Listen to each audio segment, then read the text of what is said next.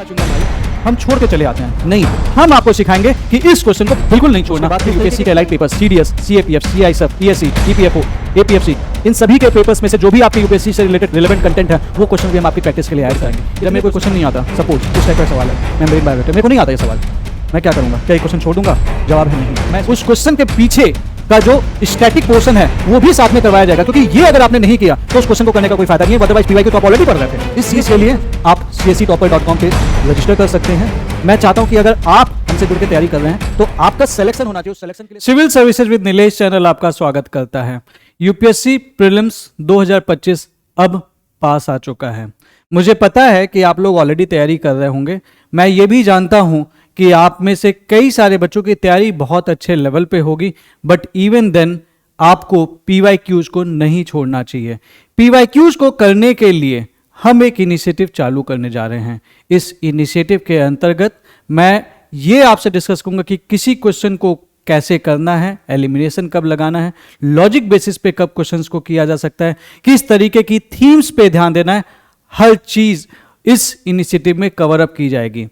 अब पीवाईक्यू को सिर्फ लगा लेने से काम नहीं होगा, क्योंकि पीवाईक्यू तो सभी लगाते हैं, तो सारे बच्चे तो प्रीलिम्स क्वालिफाई करते नहीं है। उस पीवाईक्यू के साथ क्या क्या करना है वो हर एक चीज ये इनिशिएटिव आपको कवर अप कराएगा। और इस इनिशिएटिव में हम आपको फ्री टेस्ट भी प्रोवाइड कर रहे होंगे, जहां पे आप जाके टेस्ट कर सकेंगे कि आपकी परफॉर्मेंस दूसरे बच्चों के मुकाबले, जो कि ऑल ओवर इंडिया कहीं के भी हो सकते हैं, उनके मुकाबले कैसी है। क्या है ये इनिशिएटिव, आइए समझते हैं। पहले ये समझ लेते हैं कि why you should analyze the PYQ. It is important because PYQ will help you in the pattern recognition. किस तरीके के सवाल यूपीएससी पूछ रहा है। एक छोटी सी बात है, लाइक लेट्स से कि आपको ये बात पता होगी, आपने सुन रखा होगा कि बुद्धिज्म के कई सारे सवाल आते हैं, जैनिज्म के सवाल आते हैं, मनी बिल्स पे सवाल आते हैं, आर्टिकल 21 पे सवाल है। लेकिन ये इंफॉर्मेशन कहाँ से आ रही है? ये इंफॉर्मेशन ईच ईयर जो यूपीएससी के पेपर्स हो रहे हैं ना, वहां से आ रही है, उसकी एनालिसिस से आ रही है। तो पीवाईक्यूज को करने का फायदा ये होता है कि आप समझ पाते हैं कि किस तरीके के क्वेश्चंस वो पूछ रहे हैं, पैटर्न आप पहचानने लगते हैं। टॉपिक प्रायोरिटाइजेशन, इसमें भी यूपीएससी आपके पीवाईक्यूज आपको हेल्प करते हैं। टॉपिक प्रायोरिटाइजेशन का मतलब क्या हो गया कि लेट्स से कि मेरा इकोनॉमिक्स तैयार नहीं है और मैं आर्ट एंड कल्चर लेके बैठ गया पढ़ने के लिए, गलत करेंगे। यूपीएससी का ट्रेंड हमें यह साफ साफ बताता है कि आर्ट एंड कल्चर पढ़ना है, लेकिन पहले हमें इकोनॉमिक्स पढ़ना है, पहले हमें साइंस एंड टेक कवर करना है, पहले हमें पॉलिटी करना है। तो ये जो टॉपिक की प्रायोरिटाइजेशन है ना, ये आपको पीवाईक्यूज बताता है। तो पीवाईक्यू एक्चुअली आपको रास्ता दिखा रहा होता है कि भैया हमको ऐसे पढ़ो, क्योंकि पढ़ने के लिए तो बहुत कुछ है जो ऑलरेडी है मार्केट में, लेकिन पीवाईक्यू बताता है कि भैया हमको ऐसे पढ़ोगे तो तुम्हारा सिलेक्शन करवा देंगे, और हमको ऐसे नहीं देखोगे तो तुम्हारा सिलेक्शन नहीं होने देंगे। पीवाईक्यू इस चीज का जवाब देता है। लेकिन अगर आप पीवाईक्यू को ढंग से कर लेते हैं, पीवाईक्यू को समझ के कर लेते हैं, पीवाईक्यू के ऑप्शंस को एनालाइज कर लेते हैं, तो देयर आर चांसेस कि आप अगला जो सवाल आएगा ना उसको भी आप कर ले जाएंगे। तीसरी चीज ये आपको बताता है कि किस तरीके के क्वेश्चंस यूपीएससी पूछ रहा है। आप जानते हैं इस बीच आजकल वाले क्वेश्चंस आने लगे हैं कि only 1 pair is correct, only 2 pair is correct, या फिर only 1 statement is correct, only 2 statement is correct. पहले क्वेश्चन कैसे आते थे? 1 ओनली, 2 ओनली, 1 and 3, इस टाइप के ऑप्शंस आते थे। अभी आ रहा है कि 1 of the statement is correct, 2 of the statement is correct, 3 of the statement is correct. कल की डेट में हो सकता है इसे और उसे, जो मैंने अभी बताया, इसको ये मिक्स करके नए टाइप के क्वेश्चंस क्रिएट कर दें। ये चीज आपको कौन बताएगा? ये आपको यूपीएससी बताएगा। तो क्वेश्चंस से जब आप फैमिलियर होते हैं ना किस तरीके के सवाल पूछ रहे हैं, तो आप वहां पे ज्यादा अच्छे से अटेम्प्ट कर पाते हैं क्वेश्चंस को। And definitely the strategic preparation, यहाँ पर तो सारे ही लोग रहे हैं, ये तो आप भी जानते हैं, लेकिन स्ट्रेटेजी, सही स्ट्रेटेजी वाला बच्चा ही तो सक्सेसफुल होगा। ये तो वही वाली बात हो गई भी, मेरे सामने दीवार है, मैं उसको धक्का दिए पड़ा हूं, बहुत ताकत है हमें, लेकिन वो दीवार हिलेगी नहीं। आपको ये दीवार को धक्का देने वाला काम नहीं करना है, आपको धीरे से जाके दीवार के नीचे गड़ाई लगा देनी है कि दीवार को धक्का दिए तो दीवार दूर तक चली जाए। ठीक है, तो ये चीज ध्यान रखनी है। पीवाईक्यूज इसमें हमें हेल्प करता है। आपके मार्क्स को कैसे पीवाईक्यू हेल्प करता है? आपकी एक्यूरेसी बढ़ा के, आपका टाइम मैनेजमेंट इंप्रूव करके, एंड डेफिनेटली आपको सेल्फ असेसमेंट करा के कि भैया आपको इस एरिया में सही करने की जरूरत है। हो सकता है अब जब आप कर रहे हो क्वेश्चन तो आपको दिखेगा कि यार मैं पॉलिटी के क्वेश्चन अच्छे नहीं कर पा रहा हूं, ऐसे केस में पीवाईक्यूज आपको सेल्फ असेसमेंट में बहुत ज़्यादा हेल्प करता है। ठीक है, अब आते हैं किस तरीके के सवाल यूपीएससी पूछता रहा है। ये बहुत इंपॉर्टेंट है, बहुत ध्यान से देखना ताकि आपको समझ में आए कि इस सीरीज में हम करने क्या वाले हैं। Decoding UPSC type of questions, factual question. कुछ ऐसे सवाल आते हैं ना जो स्ट्रेट फैक्चुअल होते हैं, जिसपे आपको ज्यादा दिमाग नहीं लगाना होता है, पता है तो पता है, नहीं पता है तो नहीं पता। आप ना उसमें कॉन्सेप्ट लगा सकते हैं, ना लॉजिक लगा सकते हैं, ना एलिमिनेशन लगा सकते हैं। दूसरे तरीके के सवाल जो यूपीएससी पूछता है वो है कंसेप्चुअल। ये वो क्वेश्चन होते हैं कि आपको हो सकता है वो स्टेटमेंट आपने डायरेक्टली ना पढ़ रखा हो, लेकिन you know the science behind that. अगर आप उस साइंस को जानते हैं ना तो उस क्वेश्चन को भी आप कर सकते हैं। दिखाऊंगा अभी आपको इसके एग्जांपल्स दिखाऊंगा 2024 से।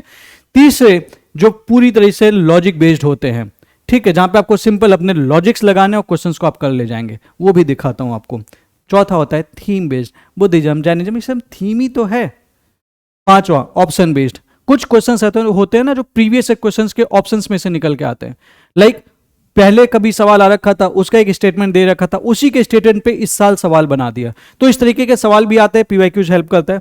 Then you have the repeated questions, but ये बहुत रेयरली होता है। जैसे 2014 में क्वेश्चन रिपीट हो गया, 2015 में एक रिपीट हो गया, 2014 का एटसेट्रा। उसके अलावा एलिमिनेशन से कुछ क्वेश्चन हो जाते हैं। चलिए समझते हैं, एग्जाम्पल्स देखते हैं इनके। फैक्चुअल क्वेश्चन, इस तरीके के सवाल, which of the following countries are well known as the 2 largest cocoa producers in the world. ये 2024 का सवाल है। अब इसका आंसर यार देखो सीधी सी बात है, अगर आप जानते हो तो जानते हो, नहीं जानते हो तो नहीं जानते हो। आप इसमें लॉजिक नहीं लगा सकते। डेफिनेटली अगर आपकी जीएस की नॉलेज अच्छी होगी तो उसका लॉजिक लगा के भले कर लो, otherwise this is an fact. ये एक फैक्ट बेस्ड क्वेश्चन है जिसका अगर आपको उत्तर पता है तो पता है, नहीं पता है तो नहीं पता है। यहां लॉजिक काम नहीं करेगा। या इस तरीके का सवाल, in the recent past which of the following has been constructed as the greenfield project. पता होगा तो कर लोगे, नहीं तो उसमें तुक्केबाजी नहीं चल पाएगी। ठीक है, दूसरे तरीके का सवाल कंसेप्चुअल बेस्ड, जैसे ये 2024 का ये सवाल है, with reference to the water vapour which of the following statement is और आर करेक्ट। अब देखिए कंसेप्चुअल, ये कंसेप्चुअल क्वेश्चन है। It is a gas, water vapour के बारे में बात हो रही है। It is a gas the amount of which decreases with altitude. तो आपने पढ़ ही रखा है ज्योग्राफी में कि जैसे जैसे ऊपर जाते हैं हवा जो है वो थिनर होती जाती है, पतली होती जाती है। अब पतली हो रही है तो जाहिर सी बात है इसकी क्वांटिटी भी तो कम हो रही होगी। तो इस हिसाब से ये स्टेटमेंट सही है। दूसरी चीज, its percentage is maximum at the poles. अब हम कह रहे हैं कि इसके परसेंटेज पोल्स पे मैक्सिमम है, लेकिन मेरे को एक चीज पता है कि जो सूरज की रोशनी है, सूरज इधर इधर इधर इधर घूमता रहता है, आप जानते हैं। और जब ये इधर इधर इधर इधर घूमता रहता है तो गर्मी कहां दे रहा है ज्यादा? इस एरिया में दे रहा है गर्मी। ठीक है, तो सबसे ज्यादा बारिश कहां हो रही है? इस एरिया में हो रही है, इसके आसपास हो रही है। तो सबसे ज्यादा होगा तो कहां होगा? ये इक्वेटर पे होगा ना। आपने सुन रखा हो कि भी बहुत there are many rain forest over the equator. यहां पे कैसे हो जाएगा? तभी तो ज्यादा बारिश होगी। यहाँ पे आप बारिश की बात नहीं करते, यहाँ पे बारिश की बात करते हैं। क्यों? वाटर वेपर ज्यादा है, बारिश तो होगी ही। तो its percentage is maximum at the poles, सीधा सीधा गलत है। मे भी हमने वो पढ़ा नहीं होगा, बट स्टेट लॉजिक लगा के आराम से इस क्वेश्चन को कॉन्सेप्ट्स के बेसिस पे कर सकते थे। इसका आंसर सीधे 1 ओनली आ जाएगा। इजी क्वेश्चन था, 2024 से डुएबल था। एक और तरीके के सवाल थे जो प्योरली लॉजिक बेस्ड थे। इसमें डायरेक्ट नॉलेज की रिक्वायरमेंट नहीं होती, सिंपल लॉजिक लगा के इस क्वेश्चन को कर सकते हो। Many chewing gums found in the market are considered as a source of plastic pollution. Chewing gum they are considered as a source of environmental pollution. Many chewing gums contain plastic as the gum base. Chewing gum क्या होता है? चबाते हैं तो boom boom boomer, ठीक है, that is the chewing gum. Chew, जिसे आप च्यू करते रहोगे खत्म नहीं होगा। अब खत्म नहीं होगा तो जाहिर सी बात है कुछ कुछ प्लास्टिक टाइप की फीलिंग है। प्लास्टिक को चबाते रहो, प्लास्टिक खत्म नहीं होती। ठीक है, तो अब यहां पे इसने ये नहीं बोला कि ऑल नहीं बोला, मैनी, कई सारे में होता होगा। आपको पता ही है, पैसा कमाने के लिए कुछ भी करते हैं। ठीक है, तो जिससे हमारा प्रोडक्ट जो बना रहे, हम 1 रुपए का तुमको च्युइंगम देंगे, ऐसे ही दे देंगे क्या? सोच के देखिए, हम 1 रुपए का च्युइंगम तभी देंगे जब हम उससे सस्ता बना रहे होंगे, तो उसके लिए मुझे उसकी जो प्रोडक्शन वैल्यू है वो कम करनी पड़ेगी, जो हमारी कॉस्टिंग है वो कम करनी पड़ेगी। अब वो कॉस्टिंग कम करने के लिए हम क्या यूज करेंगे? सस्ता माल यूज करेंगे, प्लास्टिक यूज करेंगे। तो हम प्लास्टिक यूज करेंगे, लेकिन मैं ये भी जानता हूं कि प्लास्टिक जो है it is an environmental hazard. तो इन्वायरमेंटल हैजार्ड है तो च्युइंगम डायरेक्टली इन्वायरमेंटल पॉल्यूशन पे कंट्रीब्यूट नहीं कर रहा होगा, बिल्कुल कर रहा होगा। तो प्लास्टिक से हमने क्या बनाया? च्युइंगम बनाया, ठीक है। अब इस च्युइंगम में प्लास्टिक थी, इसलिए ये पॉल्यूशन इन्वायरमेंटल पॉल्यूशन के लिए काउंट हो जाएगा। उस लॉजिक से ये दोनों स्टेटमेंट सही है, क्योंकि white is an it is contributing to the environmental pollution because भैया इसमें प्लास्टिक था। सीधा सीधा इस क्वेश्चन को किया जा सकता था। कई बच्चों ने भाई हमने नहीं पढ़ रखा च्युइंगम भाई, हम छोड़ के चले आते हैं। नहीं, हम आपको सिखाएंगे कि इस क्वेश्चन को बिल्कुल नहीं छोड़ना। इस तरीके के कई सवाल कराऊंगा ताकि आपके जो मार्क्स है ना वो इनहेंस हो। एक और सवाल देखते हैं। Consider the following: butterflies, fish, frog, how many of the above have poisonous species among them. अब एक चीज सोच के देखो यार, बटरफ्लाइज, फिश, फ्रॉग्स, नहीं पता कि इसमें कौन सी पॉइजनस स्पीसीज है, लेकिन आदमी की जो नॉलेज है वो इतनी अभी नहीं बढ़ पाई कि वो पूरा नेचर जान पाया है। हम आज भी कितनी सारी स्पीसीज है जिनके बारे में स्टडी तक नहीं कर पाए हैं, और ऐसे में कह देना कि इनमें कोई पॉइजनस स्पीसीज नहीं होगी वो गलत हो जाएगा। कोई ना कोई तो होगी ना, there is always a possibility in the nature. तो क्या पूछा? Which of the following have the poisonous species among them? तो ऑल ऑफ द अबव होगा, क्योंकि पॉसिबिलिटी की बात हो रही है। सीधा सीधा लॉजिक लगा के आप इस क्वेश्चन को कर सकते थे, क्योंकि हम अभी ठीक से सारी स्पीसीज को जान ही नहीं पाए हैं। हमारी जो नॉलेज है ना वो बहुत कम है स्पीसीज के बारे में, और तो वो बहुत कम भी बहुत ज्यादा है, लेकिन हर टाइम पे कोई ना कोई नई स्पीसीज की रिकवरी जो डिस्कवरी है वो होती रहती है। ऐसे केस में हाउ कैन यू स्पेसिफिकली से कि भैया इनमें पॉइजनस स्पीसीज नहीं होगी? नहीं कह सकते, इसलिए इसका आंसर ऑल 3 होगा। लॉजिक लगा के यार ये क्वेश्चन हो सकता था और आराम से आपके 2 नंबर मिल जाते आपको। अब ये क्वेश्चन देखो, मेम्ब्रेन बायोरिएक्टर। ये क्वेश्चन देख के बहुत सारे बच्चे घबरा गए थे। सिंपल सा है, जब मेरे कोई क्वेश्चन नहीं आता, सपोज इस टाइप का सवाल है, मेम्ब्रेन बायोरिएक्टर, मेरे को नहीं आता ये सवाल, मैं क्या करूंगा? क्या ये क्वेश्चन छोड़ दूंगा?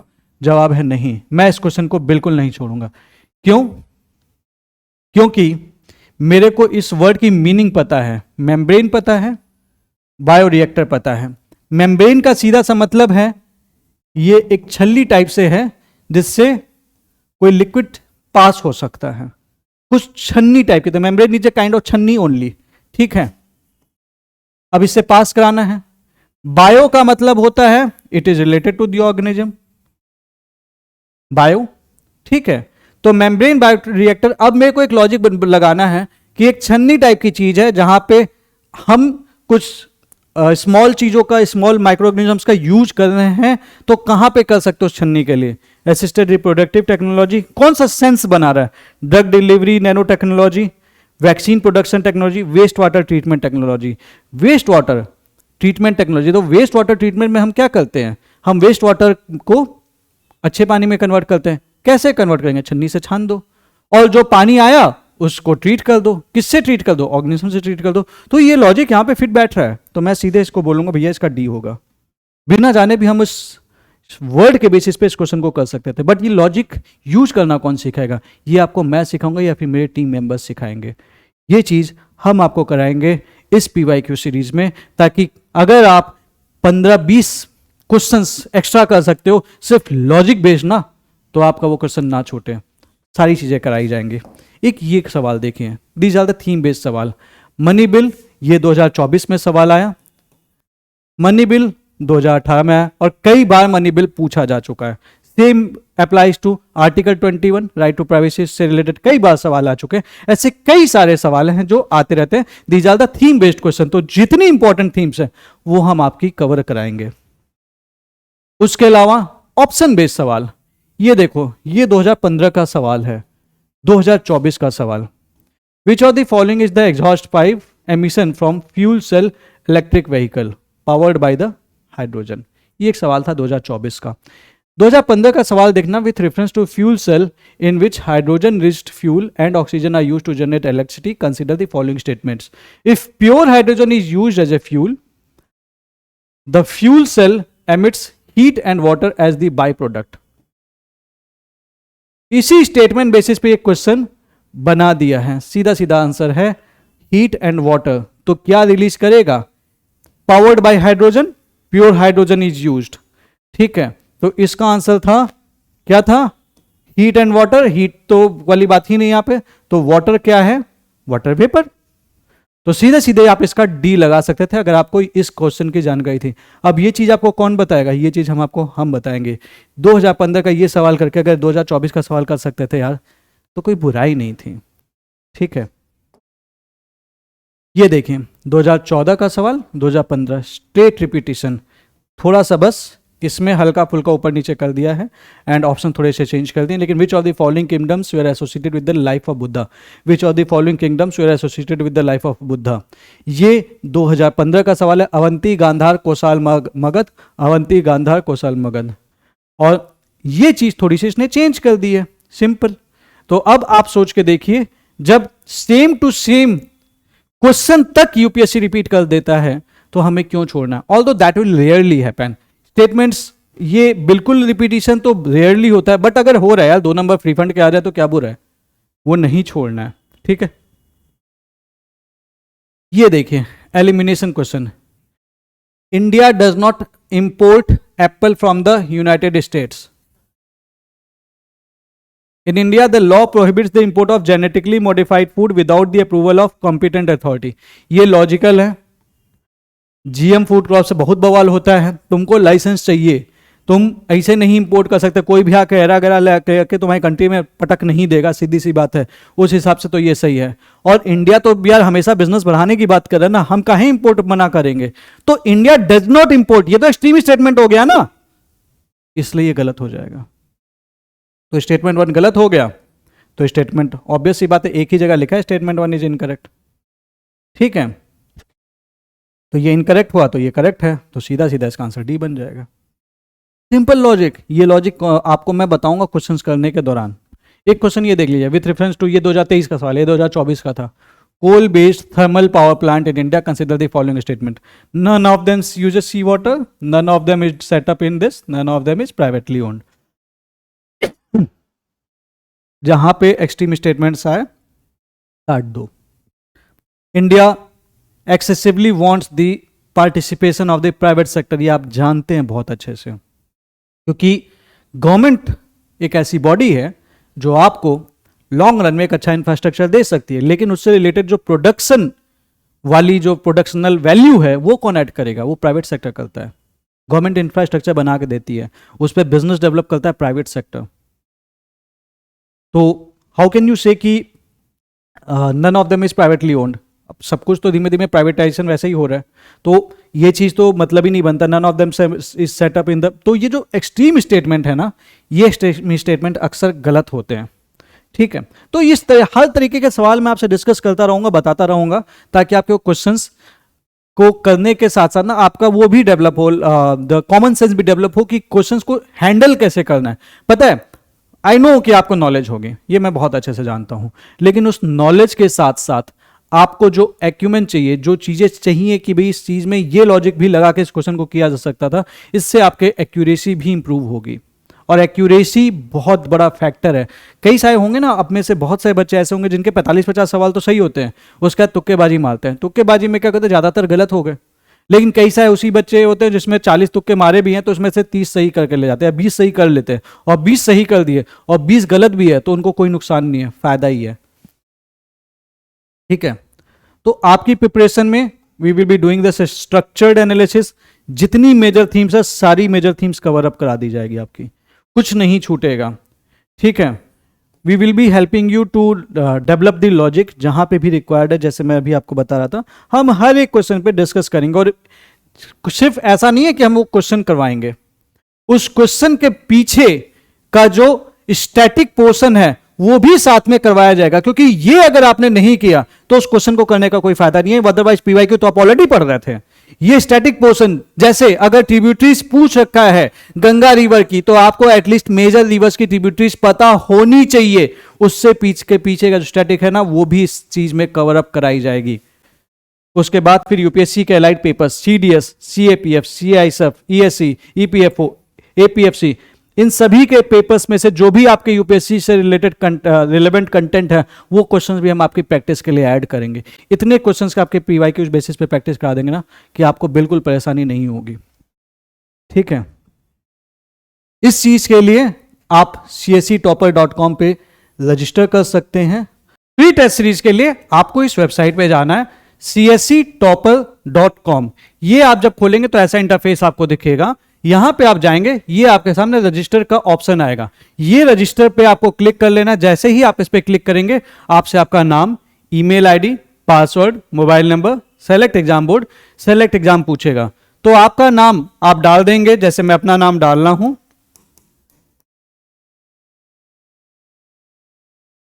उसके बाद आप अपनी ईमेल आईडी डाल देंगे।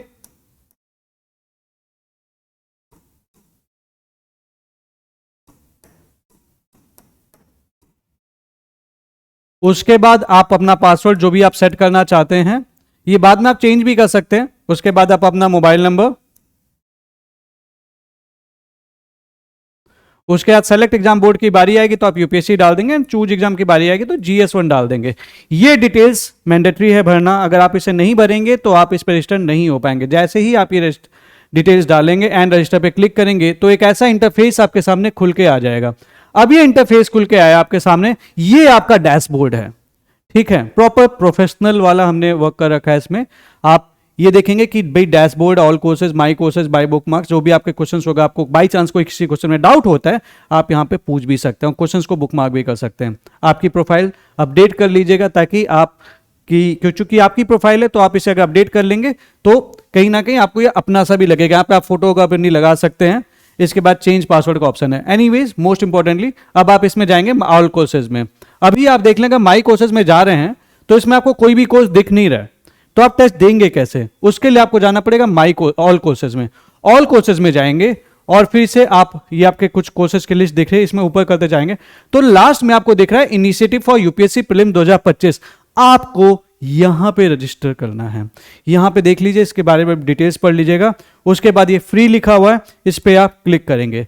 जैसे ही आप इस पे क्लिक करेंगे, आपके सामने ये चीजें लिख के आ जाएगी, this is the free initiative for your progress from our team. ये 15 जून 2025 को क्लोज हो जाएगा, एंड हो जाएगा।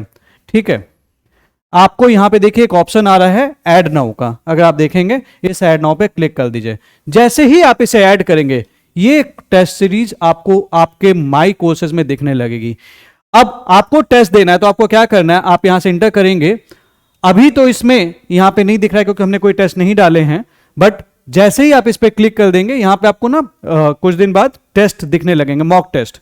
ठीक है, तो यहां पे मॉक टेस्ट दिखने लगेगा, यहां पे आएगा टेस्ट देखने के लिए। तो उसके बाद आप उसमें अपनी रैंकिंग देख सकते हैं, आपका क्या परफॉर्मेंस रहा है दूसरों के मुकाबले, ये देख सकते हैं। और आप उसके बेसिस पे अपने आप को जज करके अपने इंप्रूवमेंट के लिए वर्क कर सकते हैं। दोस्तों, एक बात ध्यान रखना, ये इनिशिएटिव फ्री भले है, लेकिन इसकी क्वालिटी इंडिया के किसी भी टॉप इंस्टीट्यूट से मैच अच्छा करेगी और उससे बेटर ही करेगी। तो इसको फ्री सोच के इग्नोर मत मारना, यहां पे रजिस्टर कर लेना। टेस्ट हम आपको बताते जाएंगे कब कब देने। जब भी आपके यहाँ वहां पे वीडियो आएगा, आपको यहां पे टेस्ट जरूर मिलेगा, तो उन टेस्ट को देते रहें, पार्टिसिपेट करते रहें, प्रैक्टिस करते हैं। और यहां पे जो क्वेश्चंस हम आपसे करा रहे हैं वो तो हम डालेंगे ही डालेंगे, उसके अलावा कई सारे क्वेश्चंस हम और डालेंगे ताकि आप प्रैक्टिस कर सकें, और वो प्रैक्टिस आपकी इतनी बेहतरीन हो जाएगी कि आपको मजा आ जाएगा। तो डोंट मिस इट, इसमें जल्दी से जाएं और रजिस्टर कर लें। होगा क्या वहां पे, यहां पे जो क्वेश्चंस हम आपको देंगे, इन क्वेश्चंस के हम टेस्ट भी बनाएंगे, और वो क्वेश्चंस हम उस वेबसाइट पे जो कि csctopper.com है, हम डालेंगे। I strongly recommend you to participate. आप टेस्ट देंगे। अब आपने मेरा वीडियो देख लिया, ठीक है, अब इस वीडियो को देखने के बाद आपने कितनी चीजें रिटेन रखी, वो चीज आपको ये बताएगा। अगर मैंने आपसे 20 सवाल डिस्कस किए तो ये आपकी ड्यूटी थी कि आपके 20 के 20 अब आप क्वेश्चन सामने आए तो आप कर लोगे।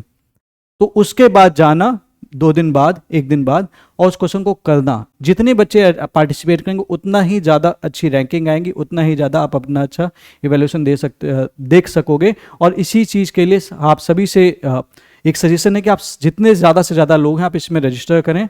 और ये course that is completely free, इसमें आपको कोई पैसे नहीं लगने हैं, आपको सिंपली रजिस्टर करना है और ये करना है कि आपको टेस्ट देना है, टेस्ट दे के अपने आप को एसेस करना है। इससे आपको आपकी रैंकिंग पता चलेगी, लेकिन साथ ही साथ आप दूसरों के मुकाबले अपनी पोजीशन भी जान पाओगे। और उसके अलावा इसमें खाली ये टेस्ट नहीं होंगे, हम इसमें अलग से कुछ और फुल लेंथ टेस्ट भी ऐड करेंगे जो आप लोगों की प्रैक्टिस के लिए आएंगे, ताकि आपको टेस्ट बेसिस पे कोई दिक्कत ना हो। हम कुछ सीसेट के भी कुछ टेस्ट ऐड करेंगे ताकि आपको सीसेट से रिलेटेड कोई दिक्कत ना हो। तो ये कंप्लीट पैकेज टाइप से ही होगा and it is completely free. ठीक है, तो this is the thing. Then इसका फायदा क्या होगा, आपकी एक्यूरेसी इनहैंस होगी, आप यूपीएससी का माइंडसेट जानोगे तो आपका टाइम भी बचेगा डेफिनेटली, एंड स्कोर इंप्रूवमेंट तो ऑब्वियस सी बात है।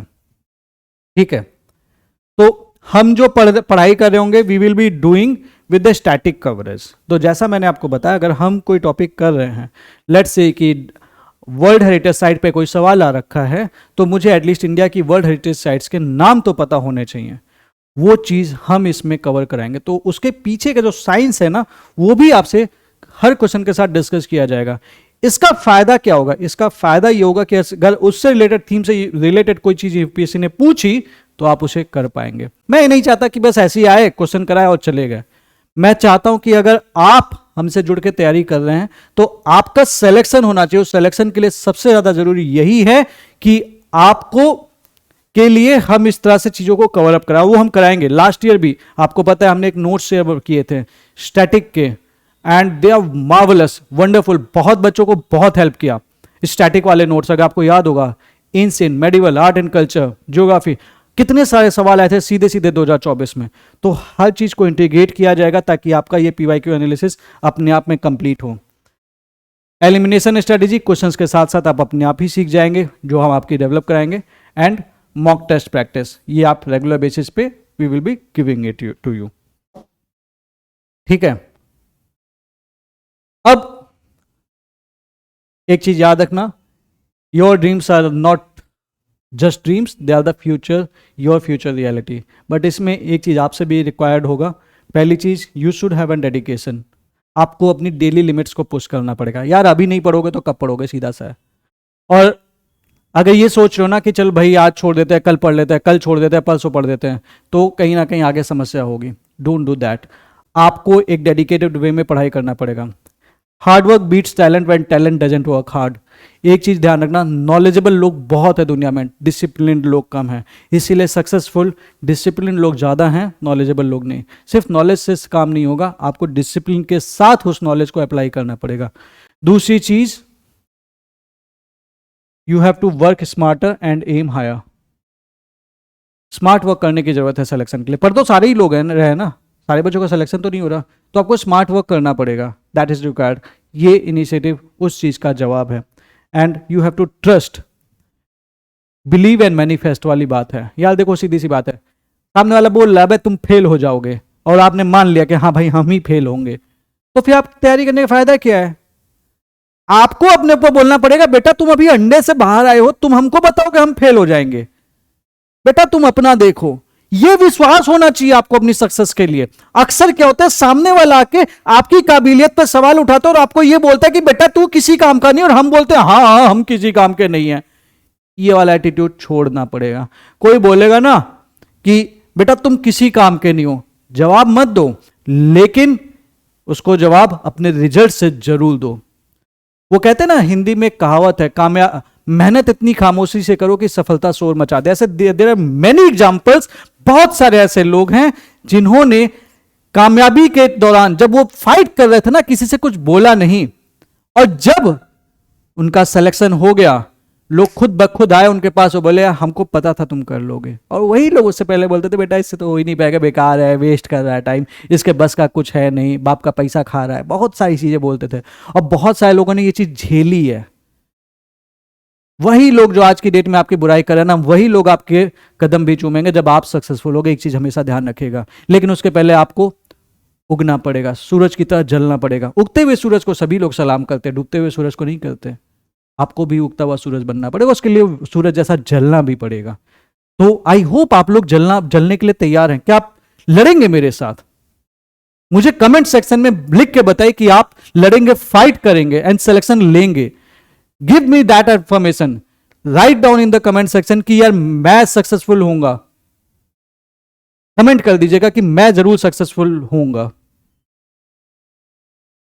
And in the end I want to say me and my entire team is standing with you for your selection. हम मेहनत कर रहे हैं।